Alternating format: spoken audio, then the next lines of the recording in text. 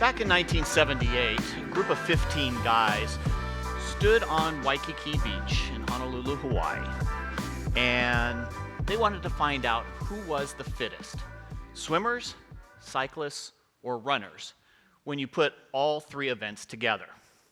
Now, I think these guys probably had a few beers the night before when they decided to embark on this crazy adventure, given the distances that they were going to do. So they hopped in the water and they swam the 2.4-mile Waikiki open water swim. Then they got on their bike, rode around Oahu for 112 miles, and then ran the 26.2-mile Honolulu Marathon course. And in the end, when they crossed the finish line, which really wasn't that extravagant, it was a chalk line on a sidewalk, they were called an Ironman. And thus, Ironman was born. Now, over the next few years, more and more athletes heard about this crazy event and wanted to try it. And Ironman became what it is today, a global phenomenon. Now, there are more than 45 full Ironman venues in the United States and more than 80 half Ironman venues, including one here in Coeur d'Alene and even across the world. Hundreds of thousands of athletes have actually finished an Ironman triathlon. Pros, amateurs, first-timers, young, old, male, female, short, tall. Those are a little bit overweight. Those are a little bit underweight. There are those that are paralyzed and require hand cycles and wheelchairs to finish their portions of the event. There are those that maybe have a physical disability, and such as the loss of a lower limb or an upper limb. There are those that maybe have suffered a loss, say, of a loved one, or maybe they're coming back from a disease that's in remission, such as cancer. Or maybe they have an ongoing disease, such as ALS or cystic fibrosis. But no matter what, no matter their why, they all have one thing in common. They're all committed to crossing the finish line. Now, what about all of us in here? Life is a race, right? We all have motivations for the things that we want to do, and we're all committed to doing something. Take Ironman, for example. Actually, take any race for that matter. We're out there racing our own race. It's not me versus you, unless you're a pro or a top amateur. You're out there facing your own fears, your own struggles, maybe your disappointments, or you're even chasing future dreams. But you're out there motivated to getting across the finish line. And you're out there finding out who you are as an individual. Now, for me, it was cystic fibrosis. Cystic fibrosis, or CF, affects more than 30,000 people in the United States and more than 70,000 people worldwide. CF is a genetic mutation, and there are more than 1,700 genetic mutations of CF. Now, kids that were born in the 50s rarely live past their elementary school years if they were diagnosed with CF. Contrast that today. Kids that are born today with CF are expected to live well into their 40s, 50s, and some even into their 60s and 70s, given groundbreaking treatments that are available. Now, I want to share a couple of stories about how commitments and experiences give us meaning and define who we are as individuals. Commitments. We make them every day, don't we? Maybe it's a new job, marriage, to have kids, not have kids, move across the country, buy a new house. Maybe it's even to train for an event, such as a 5K or a marathon or an Ironman triathlon. Some of those commitments that we make require an immediate decision. Others require us to think on it a while because it's going to affect others who are in our lives.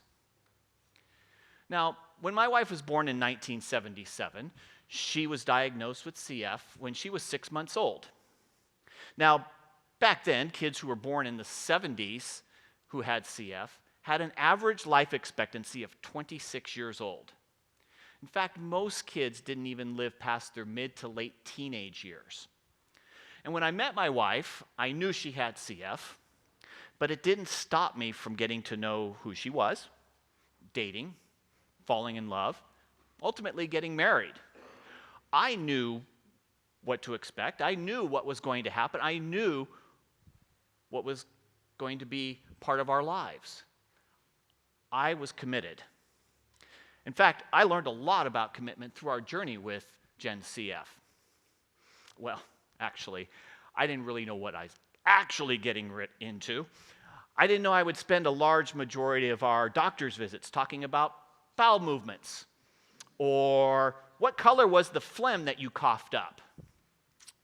But the thing is that commitments that we make require routines. And it's those routines that become a must in our life. We have to have those routines.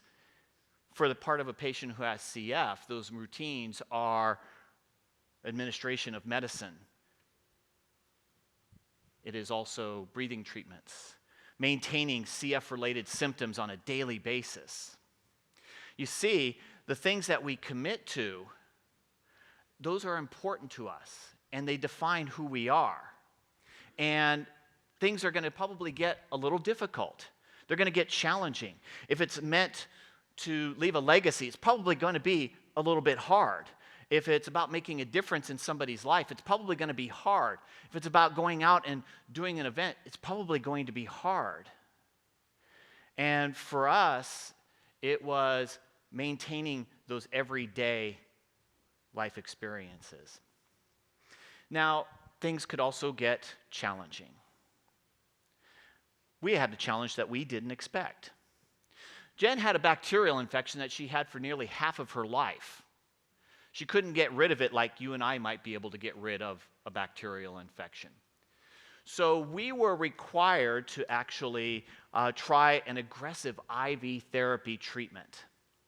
And in that treatment, it was going to require a very big commitment. And the commitments that we make in life, well, sometimes we have to double or triple our efforts. It's almost as if life was saying, hey, how committed are you? Really? Prove it. Now, on the part of a patient who has CF, it's a big commitment. It takes time, effort, energy, dedication. On the part of this treatment, it required an 8 to 10 hour a day commitment every day. On the part of a spouse or partner or teammate, it too required a big commitment. It was love, devotion, dedication, making sure that she got the job done. But you see, the commitments that we make in life, think about the big commitments that you have made so far or are thinking about for 2020. They provide meaning in our lives. They provide meaning of who we are as individuals. And they define our experiences, good, bad, or otherwise. Maybe it's fame, fortune, power, maybe service to our community or our country. Maybe it's to try something new or get better at something. You see, when Jen and I first met and we started dating and eventually got married, those first few years of our marriage, Jen wanted to live life to the fullest. She did not want the disease to define who she was. So she ran several half marathons. She walked a full marathon. She even did an 18-mile trail run in Death Valley. It was February, of course. She loved to kayak. She even rode her bike a lot. She rode a 35-mile CF charity ride where she was the only participant who actually had CF. Along with her team, she crossed the finish line. Now, how about all of you in here? We're all committed to life experiences, right? We have something in our life that we want to do, and we have set goals to get there, and we want to cross that finish line. But some of those things that we do can also be kind of selfish, right? For me, Ironman triathlon is one of my life's experiences. I love the training, sort of, but I love the experience. I love the hard work. I actually love crossing the finish line. But here's the thing. It's actually a pretty selfish sport. Requires long training days where I'm out maybe on my own on a 5 or 6 hour bike ride, or I might be with a group. Spouses are sometimes called iron widows because they never see their athlete because they're always out training. How many of you can relate to something very similar in your life that might be time-consuming? In life, we are committed to making sure that we are putting our goals into practice. And it is in those goals that are going to define who we are. Now, in July of 2017, I committed to a new kind of racing experience, one called extreme triathlon.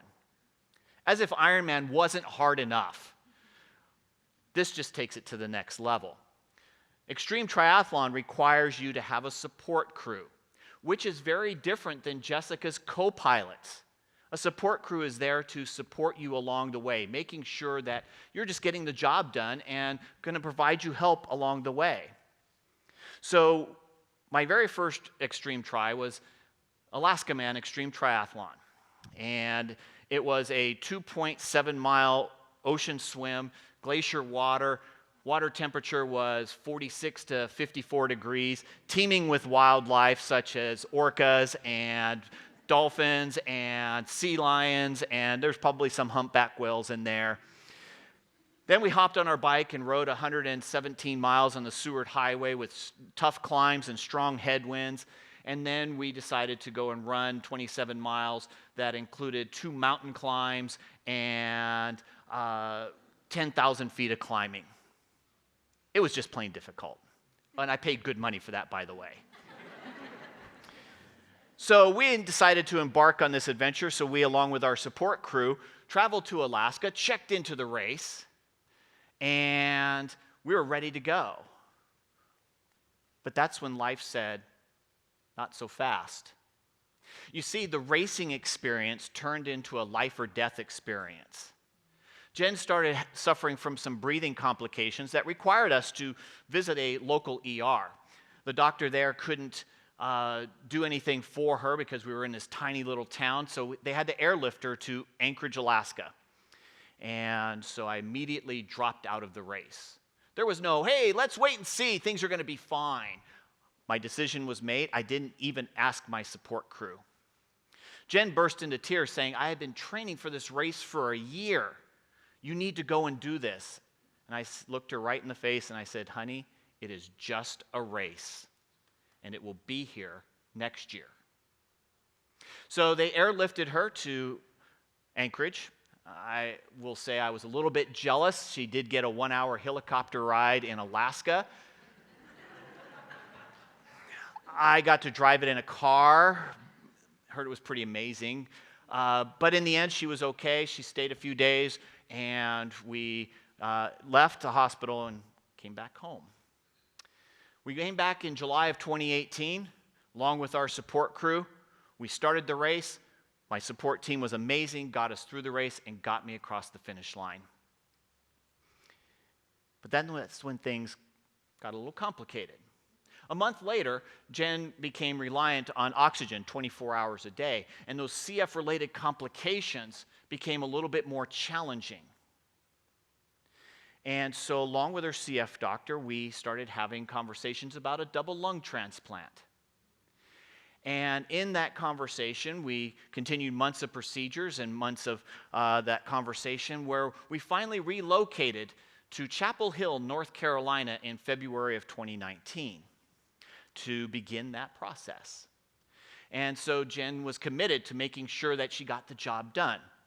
So she went to physical therapy, tried to eat as well as she could, and we waited and waited. And then finally, on May 22nd, we got the call. A new set of lungs were waiting for her. So after several hours of surgery, she was in recovery. And for the first time in her entire life, she breathed a full breath of air without CF-infected lungs. 24 hours later, she was sitting up in a chair. She even walked out the door 50 feet, which was huge. But then that's when life said, not so fast. That bacterial infection that we spent a couple of years trying to get rid of decided to hang around for a while. And those CF-related complications got more complicated to the point where her body couldn't take it much longer. And on June 27th, Jen passed away at the age of 41. Wasn't what we expected, it wasn't what we had hoped for, it wasn't even what we prayed for. But it was in those experiences that defined who we were in life. Now, we all cope with disappointment and tragedy and trauma every day. And it is in that we have to find meaning in those life-changing experiences. You see, nobody can tell us what it meant or what it means to us. We, you, me, we have to define what it means to us. Now, does it have to be this huge, gigantic thing? Does it have to mean we start a foundation or an organization or write a book or make a movie for Lifetime? I don't think so. I think it can be something small and quiet. I think it could be in those things that are small and quiet that can make a huge impact in your lives. Now, in the end, all the things that we endured, the 8 to 10 hour a day commitments that Jen had each and every day, she was the real Iron Man of the family, not me. And it was an honor and a privilege to be on her support team. Now, I imagine those guys standing on the beach back in 1978 probably didn't realize the impact and experiences that their challenge would have on individuals 40 plus years later. But the commitments that we make in our lives and the experiences that we are going to have are going to define who you are as individuals. And you've made those commitments. You have made things, you have ideas in your head, or you've already written them down. And I think of the experiences that I have had and the relocating across the country in some of the most difficult times in our lives to be separated just to give somebody a chance at a better life. That will define me for the rest of my life. So what about all of you in here? We are standing on the start of a brand new year and a brand new decade. What commitments and goals have you thought of or have already written down? And what is it that you are going to do that's going to define who you are as an individual? I want you to claim those experiences and I want you to find meaning in it, because it is in those meanings that will have the biggest impact on the people that are going to be in your life, your support team. Do you have a support team? And if you do, who are they? Bring them along with you. Just know that this year, those commitments, those goals, you are going to find meaning in it. There is going to be a finish line, and you are going to cross it. Thank you.